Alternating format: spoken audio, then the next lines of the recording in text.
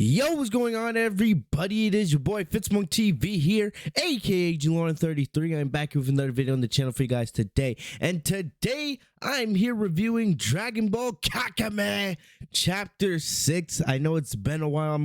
I'm a couple days late on the chapter. The chapter released early last Friday. I'm only reviewing it now on a Sunday, depending on when you guys are watching this. But, I'm getting it to you guys nonetheless. I told you guys I plan on reacting and reviewing every single chapter from here on out. This is already, through 6 chapters, one of the best Dragon Ball fan mangas I've ever read.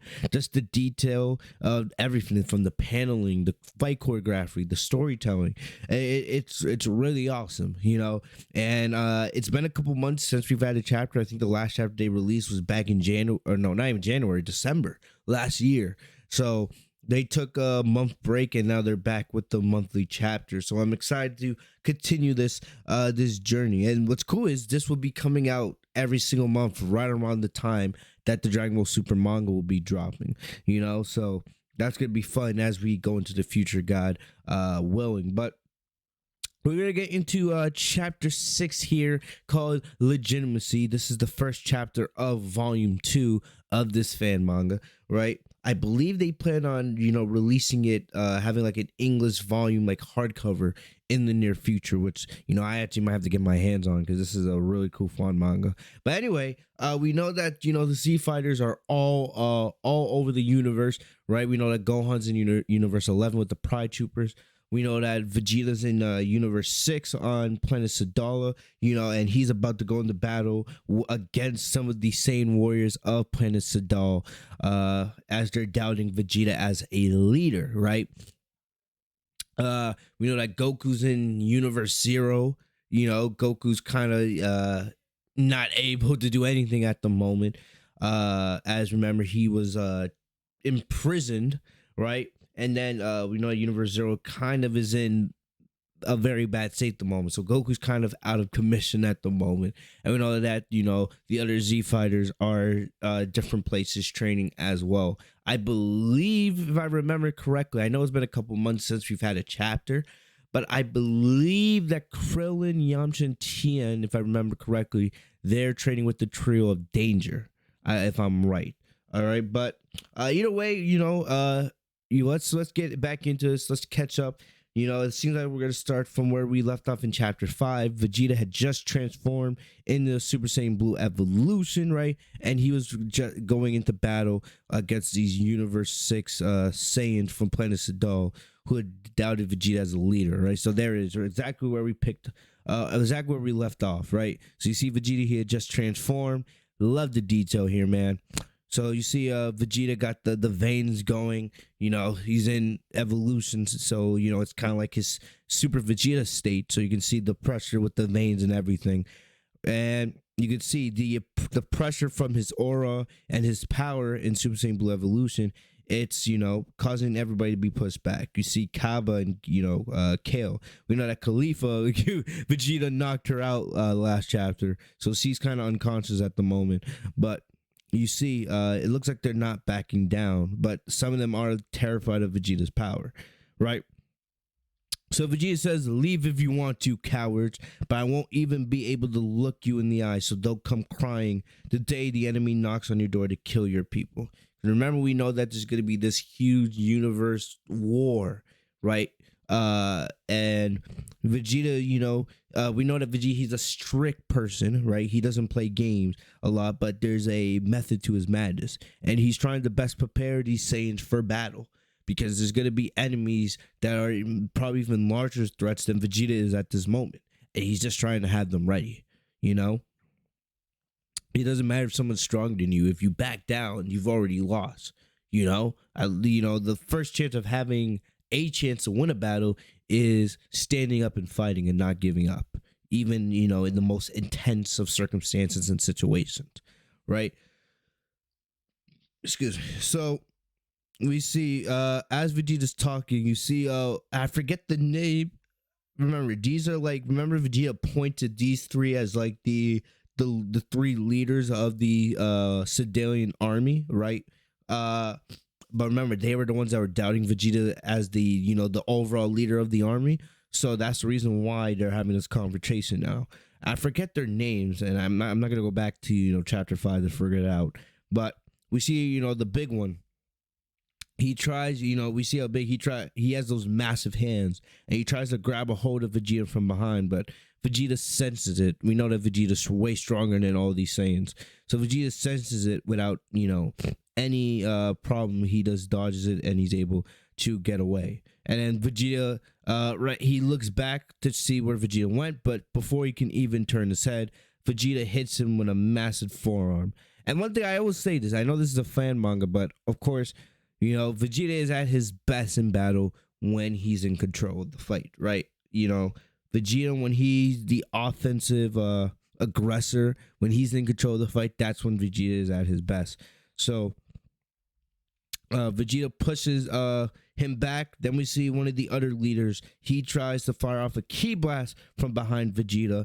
Vegeta notices very, very easily, and then he gives him a massive kick to the gut, taking him out. Look at that. And I love the detail here, And then we see the female warrior, right? The female army leader. She comes up from behind Vegeta, and it looks like she tries to strike him with a pole, right? With like a whirlwind pole, but of course Vegeta dodges that easily, and then he hits her with a huge kick to the gut, right? So Vegeta with these massive kicks to the gut, and he sends her flying into a mountain, and she is knocked out for the moment, right? And you can see all three of the Sidelian army leaders are knocked out with Vegeta not even breaking a sweat. And Vegeta is trying, like I said, Vegeta is trying to teach something here to the Saiyans of Planet Sidal. He's, and he says, I like this speech from Vegeta. Vegeta says, "You look at me like a monster, a bloodthirsty beast. But do you understand now how it feels to be weak? Do you understand what it's like not to be able to protect your own against an enemy that is far too dangerous?" So like I said, even though Vegeta can be violent, he can be cruel sometimes, but there's a method to his madness, and he's trying to, point that out to the people of Planet Sidal, But we see out of nowhere where the female warrior, right, where she got sent, the mountain where she was, there's a huge explosion, and now we see that she is now in Super Saiyan, and she kind of looks like Khalifa a little bit with a headband, right? But yeah, she's able to transform into a Super Saiyan. So I guess that's what separates those three leaders from the rest of the warriors on Planet Sidal. Like they have the ability to go Super Saiyan, which of course we know is a legendary power. Even though Goku and Vegeta have, far surpassed that power, for Planet Sidal still to have the power of just a mere Super Saiyan puts you very, very high on the pecking order. But we'll notice one thing. She says, "Sorry, my king, I had no other choice." That's something you should keep in mind as we go forward. So she goes try to attack Vegeta, right?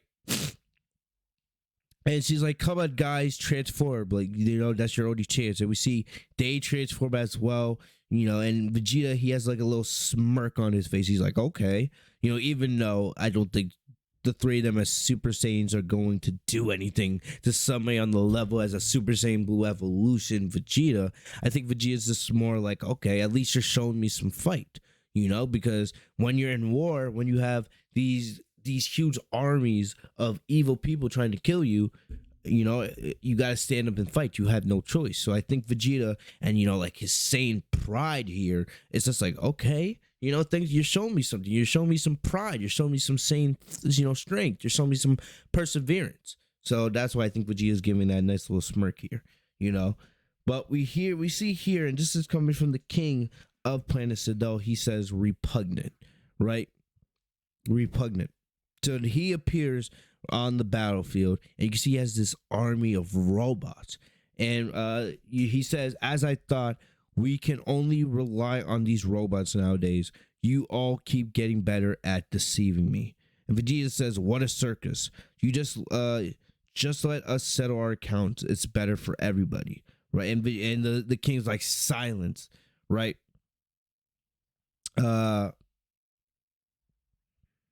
And the king's like, settle your accounts, I do not care. But never use this demonic form on my planet. If I catch you again, I will banish you. And then Vegeta's like, tisk, and he says, come moment, so he walks away. And so that's very interesting. That's something we need to be mindful of. So the king does not like the use of the Super Saiyan transformation. It's not allowed on his planet. So that's gonna be interesting, because one of the only hopes that Planet Sedol might have in this war is, everybody on the planet learning how to become a Super Saiyan. That might be one of their only chances. So the fact that he doesn't want Vegeta and the others using Super Saiyan on their planet is interesting. Why doesn't he like the Super Saiyan form? Why does he find it so demonic? That's something we have to keep in mind. So we gotta remember this line going forward. Never use this demonic form on my planet. If I catch you again, I will banish you. That's something we gotta keep an eye out for, because them being Super Saiyans might be one of the only things I say is Planet Sedol once we get to the big war. So I don't know. It's something to keep an eye out for. So Vegeta walks away, and then we pan over, and we go. I think this is somewhere else in Universe 6. So we see Hit and Frost, right? So we see this like sea-like creature, kind of looks a little bit like a Xenoverse character. It's like like the Frieza race in Xenoverse, right? You can make custom characters in that. Looks like a custom character straight out of Xenoverse with his horns and everything. So so this beast-like sea creature, it looks like he's hiding from Hit and Frost, right? And you can see he points his head out of the water for a little bit, but then he goes back underwater and he swims away. And then he comes back out of the water later on, and he's like, I've been swimming at full speed for about 20 minutes. I've lost him for sure. So he's running from Hit and Frost. He's trying to stay away from them. Excuse me. So then, right as he looks around, he sees that Hit is right behind him. And of course, we know that Hit is the legendary assassin. So it is very, very hard for anybody to get away from him. So he's not happy to see that Hit's there. Excuse me. And then you see he fires off these like little crystals or like rocks. I can't tell those are crystals or rocks. It seems like they're in his body. So he fires off these little objects and projectiles at Hit, right? And Frost notes that Hit's about to do his time lag. So Hit does his time lag to slow time down so he can easily dodge the attacks. But it seems like one of the projectiles was able to kind of deceive Hit in a little bit. And instead of just going straight at him, it wraps around him and comes back at him from the side.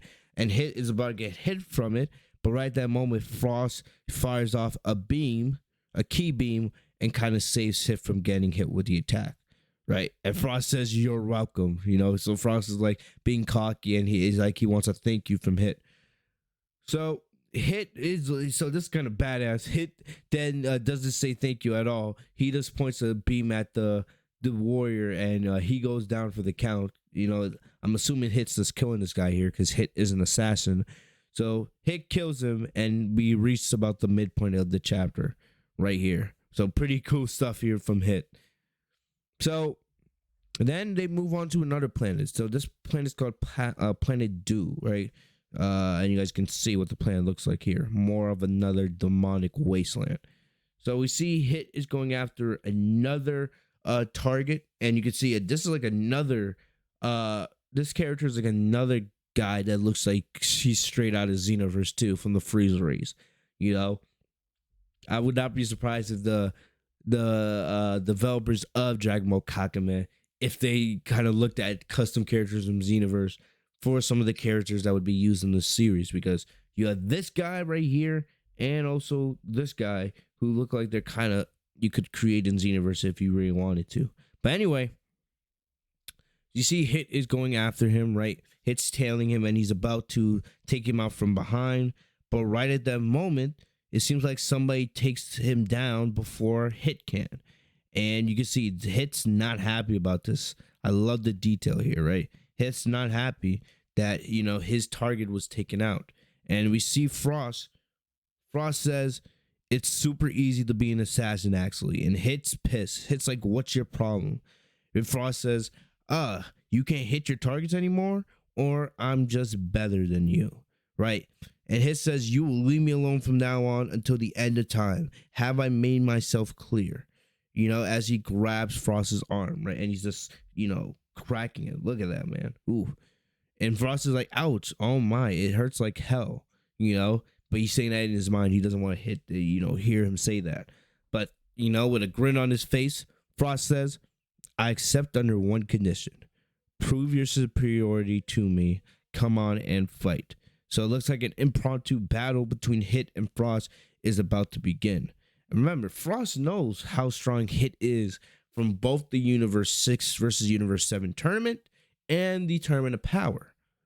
So I don't know why Frost all of a sudden thinks he's able to defeat Hit. What is Frost's plan? We know Frieza and Frost, they always have plans up their sleeve. But what is Frost's plan by challenging Hit to battle when it's most likely that Hit's going to wipe the floor with this guy? I don't know. It's something to keep an eye out for. So then we move on to the Grand Priest's palace, and we know that we see the Grand Priest. He's going through it right now. You can see the veins on his face. He's very stressed. Looks like he's a little bit angry as well, and he knows that we are heading towards war with the gods and the angels, the gods of destruction and the angels and the Supreme Kais. A big war is about to take place. So he seems very, very frustrated, right? And we see one of his servants comes up to him and he says, I've tried everything to cover you, but the kings will find out sooner or later. The Grand Priest says it is not a big deal. Do not put yourself in danger anymore, right?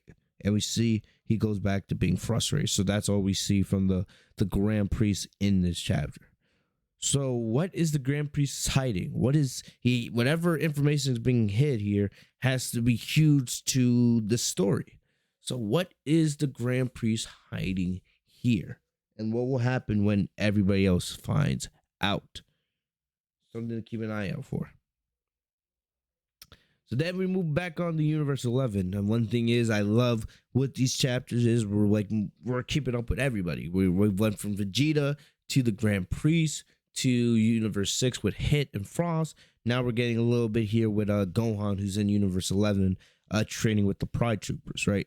And you guys remember back from, I think it was chapter 5, we saw that Lord Belmont, he decided to make Toppo the god of destruction.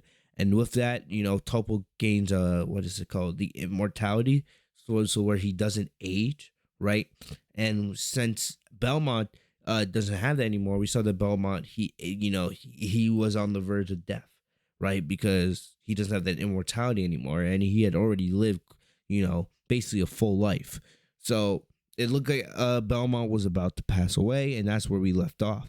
So we see Gohan, Jiren, the Supreme Kai, and or not the Supreme Kai, the Angel of Universe 11, and Toppo, who is now the god of destruction.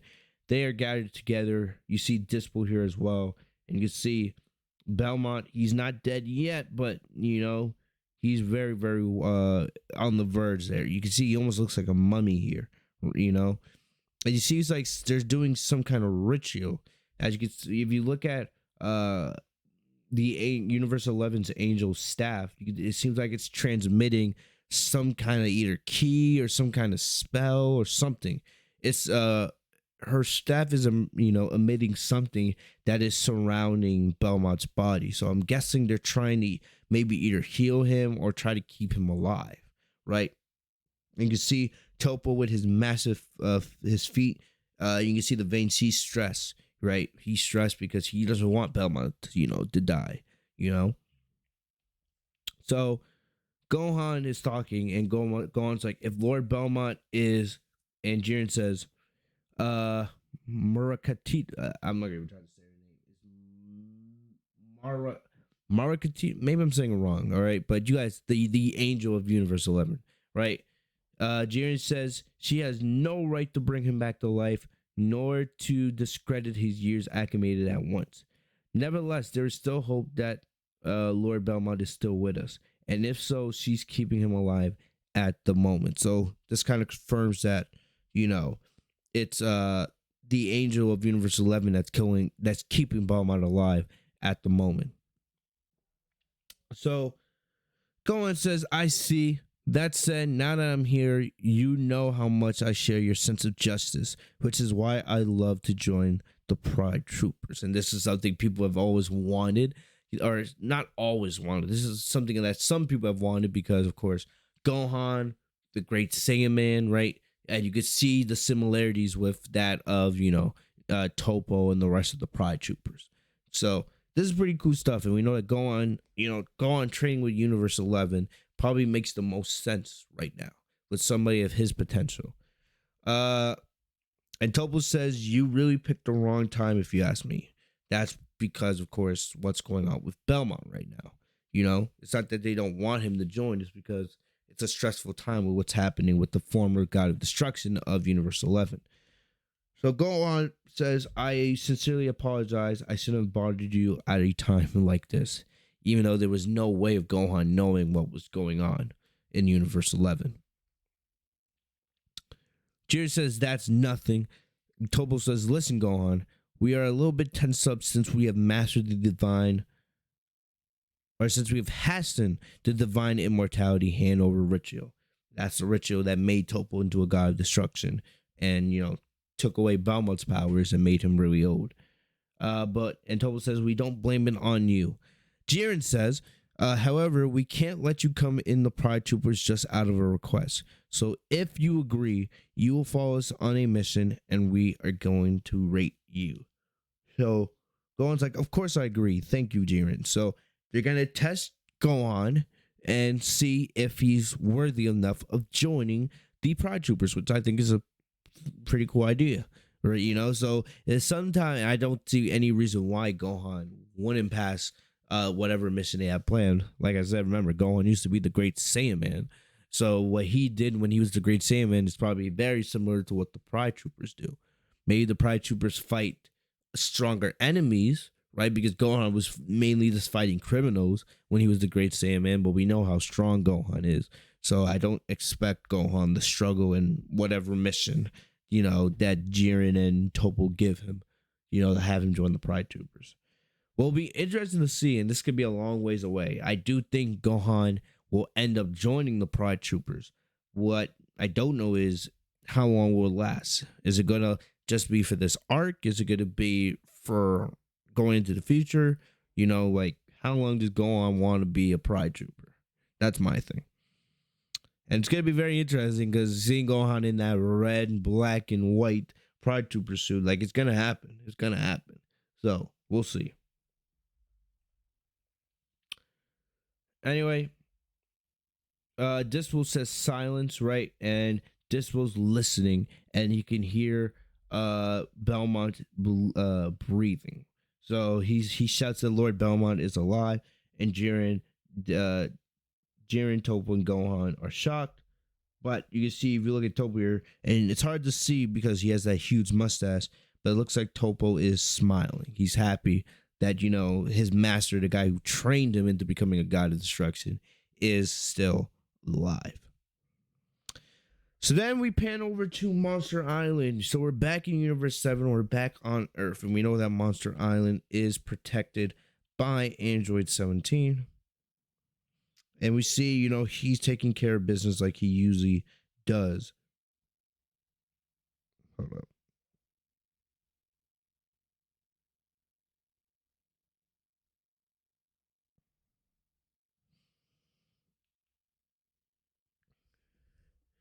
Anyway, so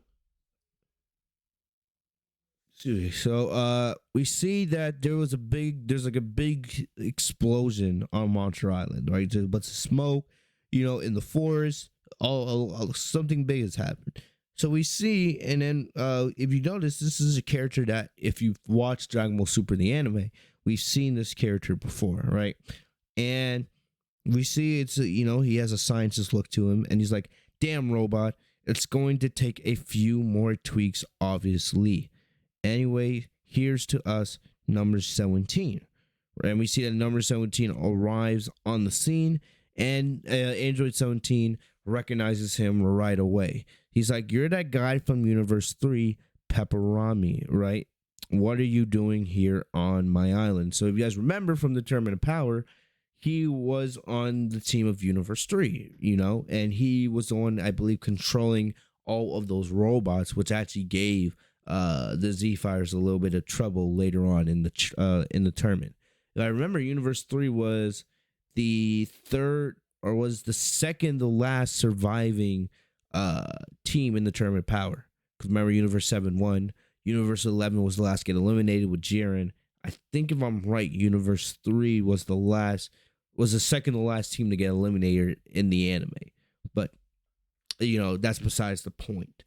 But he's shocked to see Android 17 in front of him. And he's like, "That's impossible. My tracer indicated that." And right at that moment, his tracer says, "You have arrived."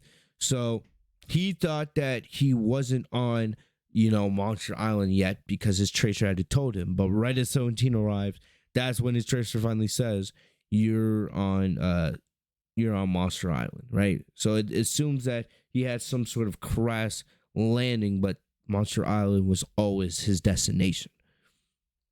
So he says, his name is actually Pepperoni. So Andrew called him Pepperami, but his name is actually Pepperoni, right? So almost similar to pepperoni, like pepperoni pizza, but it's Pepperoni with an A. So he corrects 17 on his name, and he says, "I'm here because I have a proposition for you. How about teaming up with me? I went so far as to create an android based on the DNA of the Supreme Kai of my universe to come to yours." So he's been doing some sort of experiment, right? And it seems like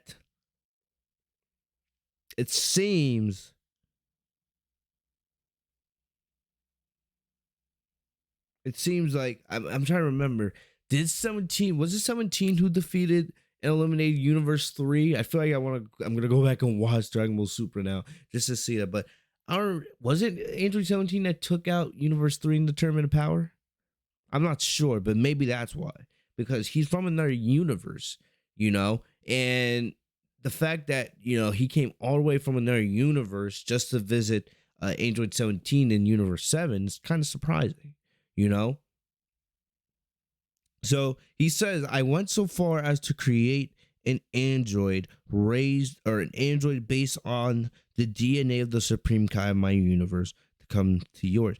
So maybe he saw that after the Z-Fighters defeated universe 3 in the Tournament of Power, maybe he thought, maybe, instead of making robots, maybe I should make androids, right?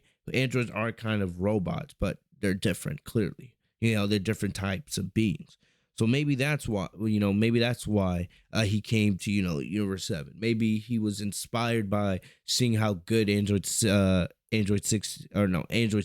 and 18 were in the Tournament of Power.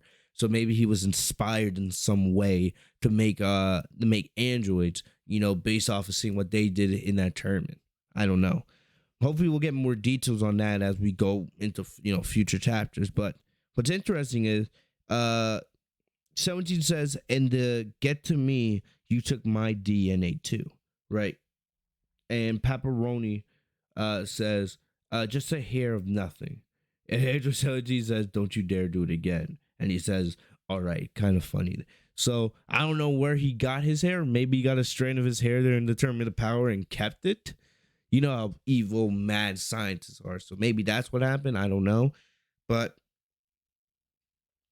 yeah. So he was able to get some of 17's DNA and was able to kind of make an android based off of that. All right. And 17 says, "I'm not interested in your proposal," and he starts to walk away. But Pepperoni says, "Please take back. Think about your family. How will you defend them? Because everybody in all the universes knows about this big war that's gonna happen, right? And 17 says, I don't need you to defend my family. And he decides he's like, arrogant. Don't you have any idea who your enemies are this time? And uh 17 says, it doesn't matter. If you die, that's how it goes. So 17 doesn't have any care for Pepperoni or teaming up with him. But that will change in just a matter of seconds. So all of a sudden, as 17's walking away, he hears someone call out dad, right? And 17 notices with concern, and he sees that his two children, his two daughters, are right next to him. I believe he had two daughters. You know, I don't think it was one son, one daughter, but I think it was two daughters. Sapphire and Pearl, I believe those are female names, right? But anyway, you know, he says, what are you doing here? You know, and we don't know this is actually what Android 17 children are like. It was never revealed to us in the anime or the manga what 17's children are like, even though we do know he has two children of his own. You know, so then his wife comes out and he's like, I took them to play and we overheard you talking, darling. You know, and his children look super sweet. It kind of reminds me of like Marin and Krillin, you know. So one of his children's like, Dad, we don't want to die and we don't want you to die either. No one. And his mom comes up and he's like, no one is going to die, my love. We have many years of joy left to live. You can see this is almost like an awakening of 17. I love this panel right here. 17 all of a sudden he's having some details so cool. 17's having like an awakening. He's like thinking about, you know, all the memories he's had with his children already and how he wants that to continue for a long time. So all of a sudden 17's like, well, what's the plan, Pepperoni? You know, so now he agrees to work with Pepperoni so that he could defend his children. So he doesn't want to work with Pepperoni, you know, but he's doing it for the sake of defending what he loves, and that's his family, you know, and that's, you know, that thing. We've seen it with Goku, we've seen it with Vegeta and Gohan and Krillin, right? Now 17, they will do almost anything to protect the people that they care about. And that's how the chapter ends. There we go. You know, there we go. So they always put like, I love how they put a message at the end of every single chapter. And, you know, they talk about how they're making a hardcover volume of Dragon Ball Kakumei in France and how they're going to be doing that in the future. And, you know, how they plan to do that hopefully in the future for the English version, right? And things of that nature. And of course, the next chapter will be March 25th, 2022. So it won't be another 2-month wait. They're going back to hopefully monthly chapters, and that is exciting, right? Cannot wait to see what happens. What's next for Vegeta and the Saiyans on Planet Sidal? Now that, you know, he knows that the king does not want anybody transforming at all. You know, what kind of mission does the Pride Troopers have for Gohan and Toppo to prove that he's worthy of becoming a Pride Trooper? You know, what is Pepperoni's plan with Android 17? What's going to be the result of the fight between Hit and Frost? Remember, those two were about to go at it because Hit just wants Frost to leave him alone. And also, we got to keep thinking about the fate of Goku, who is still out of commission over in Universe Zero. Lots of cool things are happening right now. We also got to remember that Tien, Yamcha, and Krillin, they are trading with the Trio of Danger, so don't forget about them. We also got to think about Frieza, who's out there, and everybody else. So, like I said, I love this story so far. I love how we're getting a look at everybody and what they're doing. So, pretty cool stuff here, man.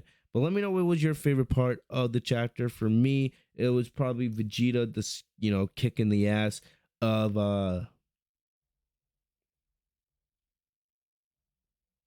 Vegeta just whooping the ass of the Universe 6 Saiyans. That was probably cool. And, you know, I expect things to continue to ramp up as we get closer and closer to this war. So this is probably just stage 1 of Dragon Ball Kakumei, if you think about it. You know, we're in this, like, 6 chapters in, just long training part, and then eventually at some point we'll get to the war. We're not anywhere there yet, I don't think, but, you know, still, we'll just have to wait and see what happens in future chapters. But Let me know what you guys thought of the chapter. If you guys enjoyed, leave a like on the video. If you guys want more Dragon Ball Kakumei on the channel, please subscribe. I'm probably going to create a playlist here with all my reactions and reviews for them in the future. But excuse me, thank you guys for the love and support. If you guys enjoyed this video, leave a like on the video. Subscribe if you guys are new to the channel by clicking the bell next to my name, Fitz TV, so you guys are notified every time I post a new video. Follow me down on social media. The links are in the description down below. I'll see you guys later. Stay safe and healthy, y'all. Peace.